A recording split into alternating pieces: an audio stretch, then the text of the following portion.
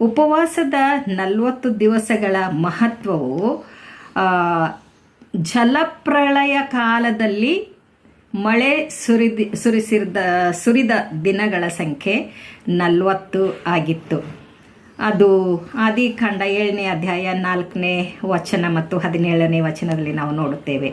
ಮತ್ತು ಎರಡನೇದು ವಿಮೋಚನೆ ಕಾಂಡ 24ನೇ ಅಧ್ಯಾಯ ವಚನ 18ರಲ್ಲಿ ಮೋಶೆ ಸೀನಾಯಿ ಬೆಟ್ಟದ ಮೇಲೆ ಇದ್ದ ದಿನಗಳ ಸಂಖ್ಯೆ 40 ಆಗಿತ್ತು.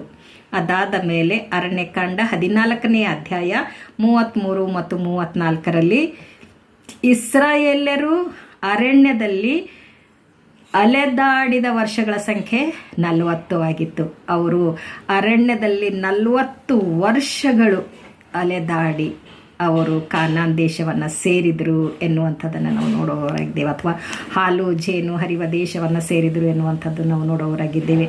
ಅಷ್ಟೇ ಅಲ್ಲದೆ ಎರಡನೆಯ ಸಮುವೇಲನ್ನು 5ನೇ ಅಧ್ಯಾಯ 4ನೇ ವಚನ ಮತ್ತು 1ನೇ ಅರಸುಗಳು 11ನೇ ಅಧ್ಯಾಯ 41ನೇ ಮತ್ತು 42ನೇ ವಚನ ಮತ್ತು 2ನೇ ಪೂರ್ವಕಾಲ ವೃತ್ತಾಂತ 24ನೇ ಅಧ್ಯಾಯ ವಚನ 1ರಲ್ಲಿ ಈ ರೀತಿಯಾಗಿ ಹೇಳ್ತದೆ, ದಾವೀದನು ಮತ್ತು ಇತರ ಮೆಚ್ಚುಗೆಯ ಅರಸರು ಆಳಿದ ವರ್ಷಗಳ ಸಂಖ್ಯೆ.